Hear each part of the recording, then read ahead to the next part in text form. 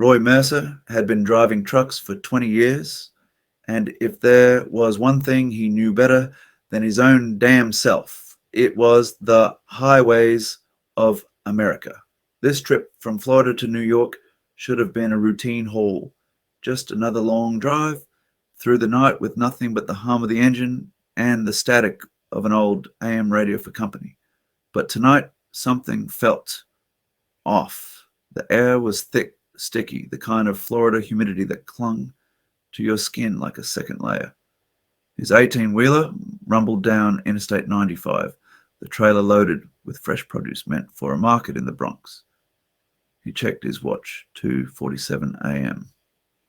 The road stretched ahead, dark and empty, save for the occasional flicker of tail lights in the distance. Roy had always liked night driving. Less traffic, more peace. But as he passed mile marker 147 for the third time, a cold unease crept up his spine. He was sure as hell he should have been farther by now. He rubbed his eyes, chugged the last of his lukewarm coffee, and shook his head. Maybe he was more tired than he thought. An hour passed, then two, and every damn time, the same sign. Mile marker 147. What in the hell? He muttered, gripping the wheel tighter. He slowed down, double-checking his GPS. The screen showed he was right on course. But the highway ahead was identical to the stretch behind him. The same twisted oak trees, the same beat-up road sign for a non-existent gas station, the same green overhead exit sign that read Fairview, 2 miles. Only there was no Fairview. Not in this part of Florida. His chest tightened. He'd seen a lot on the road. Ghost towns, weird folks, even an honest-to-God UFO once when he was a kid, but never anything like this. Then he saw the headlights. A pair of bright white beams appeared in his rear view, gaining fast, too fast. His CB radio crackled to life, but it wasn't the usual chatter from other truckers. It was static. And something else. A whisper. Just barely audible under the interference. Still driving? Roy yanked the radio off the hook. Who the hell is this? The static surged, then died, leaving only silence. The headlights behind him got closer, almost blinding in his mirrors. His heartbeat thumped against his ribs as the vehicle, whatever it was, approached. Then the lights disappeared. Gone. No passing car, no screech of tires, nothing. Roy's breath hitched. He turned his head slightly, peering out into the night. The road was empty. This ain't right, he whispered, gripping the wheel so hard his knuckles went white. The CB crackled again. Get off. Off. Road. Roy had had enough. He checked his fuel, half a tank. He was getting off at the next exit, even if it led to a damn cornfield. He wasn't about to spend the rest of the night looping a haunted highway. A green sign loomed ahead. Exit 147B. He took it. The off-ramp curved sharply, leading into a dense fog. His headlights barely cut through the mist, and for a moment, all he could hear was the steady rumble of his truck and his own heartbeat. Then, out of the fog, something appeared on the road ahead. A figure. Roy slammed the brakes. The truck groaned to a stop, tires skidding against the asphalt. The figure didn't move. It was a man, or what used to be one. He was tall, gaunt, wearing a tattered jacket that looked like it had been soaked through a dozen storms. His face got his face. Hollow eyes. A jaw that seemed just a little too wide, lips cracked and peeling. Then he smiled. Roy's stomach lurched. Still driving, huh? The man rasped. Roy didn't answer. His hands were frozen to the wheel, his foot hovering over the gas pedal. The man took a step forward, then another. His movements were wrong, like a puppet with half-cut strings. Unnatural. Roy did the only thing he could think of. He floored it. The truck's engine roared as he barreled forward. But as he reached where the man had been standing, nothing. The road was empty again. Roy didn't stop. He didn't check his mirrors. He just drove, hands slick with sweat, breathing hard. After what felt like an eternity, the fog lifted, and the familiar glow of a gas station appeared up ahead. He pulled in fast, jumped out of the cab, and leaned against the door, trying to steady his breath. The station was old, but the lights were on. A weathered-looking man behind the counter watched as Roy stumbled inside. "You all right, driver?" the man asked. Roy swallowed hard, nodding. "Yeah, just had a weird drive." The man's eyes flicked to the window where Roy's truck sat idling. "Came off 95? "Yeah." The old man sighed, rubbing his jaw. "Let me guess, kept seeing the same mile marker?" Roy's breath caught in his throat. "How'd you know that?" The man didn't answer right away.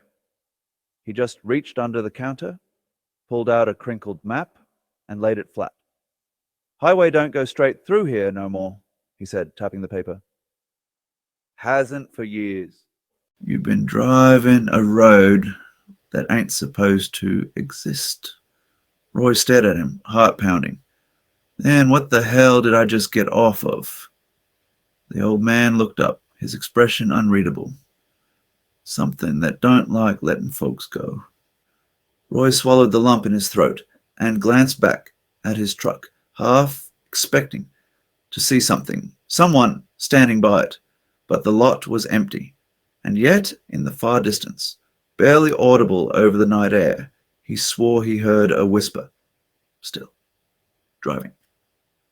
And then his truck engine revved. Roy turned, heart pounding. The cab was empty, but the headlights flickered as if something, some force, was trying to pull it back onto the road. "Driver," the old man said, voice low, "you best not get back in that truck."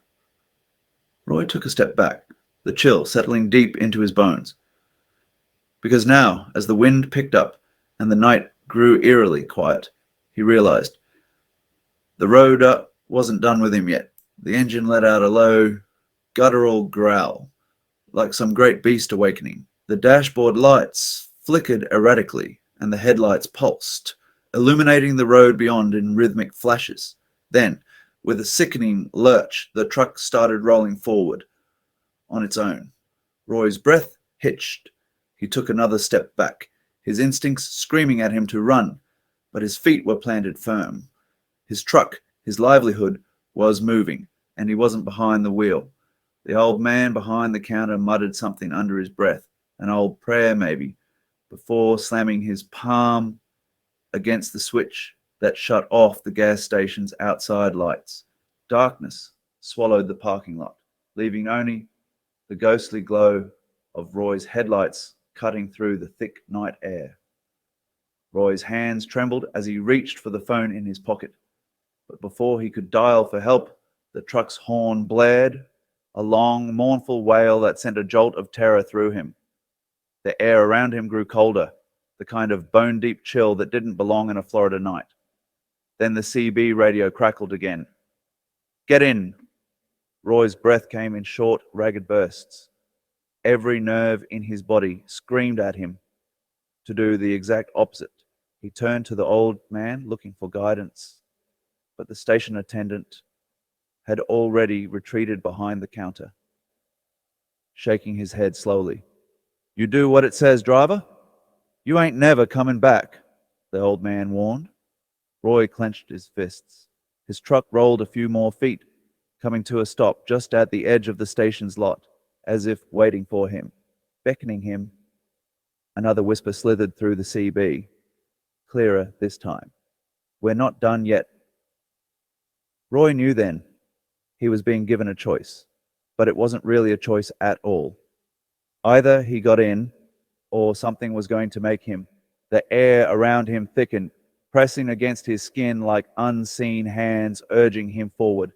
His breath came out in short gasps as the truck's headlights pulsed, their glow almost hypnotic. Then the radio crackled one last time. "Last chance, driver. Roy hesitated, his mind screaming for him to turn and run. But where? The road wasn't done with him, and deep down, he knew it never would be. He had already crossed into something beyond reason, beyond escape. With a final, shuddering breath, he stepped forward, opened the door, and climbed back into the cab. The moment he sat down, the truck lurched into motion. The gas station lights flickered and vanished behind him as the highway stretched out once more. Empty, endless, waiting. But this time, something felt different. The road ahead seemed to ripple, distorting like heat waves rising off asphalt. The truck's headlights barely cut through the darkness, swallowed by an abyss that no longer resembled the familiar stretches of I-95. The yellow lane markers twisted and bent, warping like reflections on water. Roy gripped the wheel tighter, his knuckles white. He didn't recognize this road. Hell, he wasn't even sure it was a road anymore.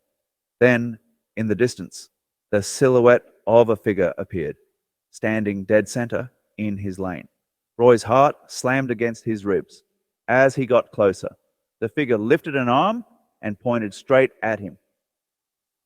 Still driving, the CB whispered.